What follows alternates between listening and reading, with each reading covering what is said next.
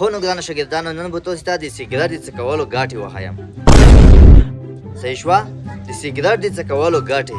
اول څوک چې سګرټ څکوي هغه به نه بوډه کېږي، یعنې سپین ږیره کېږي به نه.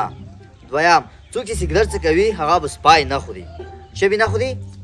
سپای به نه خوري. دریم څوک چې سګرټ څکوي خونې ته به غال نه ووړي. واه واه ملین صاحب د کوم سګرټ دی چې یو دوه ډبې خو روخلام. چپ شه په خبره ځون پوهېږه. دا پوښتنه خو وکړئ که نه چې دا ګاټې ولې لري. اول سپین ږیره کېږي ځکه نه چې په ځوانۍ کې یې کور ورکوي. صحیح شوه؟ دویم سپی ځکه نشي خوړلی چې انسان مسو ته مجبوروي. چې مسو ورسره وي هغه سړی سپی نشي خوړلی. صحیح شوه؟ دریم خونې ته یې غل ولې نه وروړي؟ ځکه چې سګرټ څوک چې کوي بیا شپې سخت ټوخېږي. غل فکر کوي سړی ویښ ده. صحیح شوه؟ اوهو ملین صاحب مور چې که ګاټې لري ساز لا مې ورته واشو. چپ شه بېادبه انسان ده سیم نه ده. قرآن اوس په وښیه چې مې ته ښیل ته جګ شه. پرون مې ته ویلي چې حیواناتو نومونه وښله چې وکه واشي وښیه.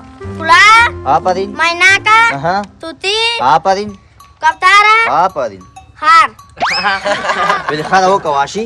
Har شاید ملن سمې دور نشته په خامخا وکی. کېنه بېادبه انسانه. ته جګ شه. د 12 میوو نومونه وښله. ملین صاحب یوه مڼه یوه مالټه لاس کیلې. ای بد اخلاقه نه یې. کېنه ته جګ شه.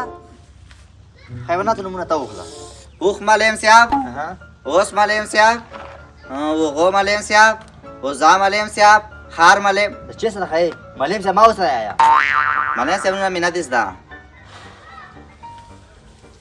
ته جګ شه. احمدشاه بابا چېرته شوی ده؟ احمدشاه بابا چېرته شوی ملن صاحب په خپله خونه کې به شوی که نه د ګرونې ګرونې پوښتنې مو نه ما کوه. لږ دونه پښتانه دو لږې شودې چې کا چې ذهن دې کوي شي چې په آینده کې چې دنه جوړ شي. چې په شودو خو ځوه ملن صاحب زموږ خونه کې هېڅ خای ده اب اوس مدیر وه. ډېر بد اخلاقه یی. د یوه خبره مې ټول په یاد وسوتی چې معلم قدر به څه نه کوي په ژوند به خاورې ځه ونه کړئ پرمختګ به هېڅکله ونه کړئ چې معلم قدر ونه کړئ څه لکه چې پلور قدر کوئ لکه په معلم قدر کوئ خو تاسې ټول بیا کلون یې یا یو اسیخ نه ټول بیا کلون یې څوک بیا کلون دی جګ شي جګ شي څوک چې بیا کلون یې ته بیا کړې نه ملن صاحب بیا که نه چې ته بېلا ویلوړې ده بیا د بیدو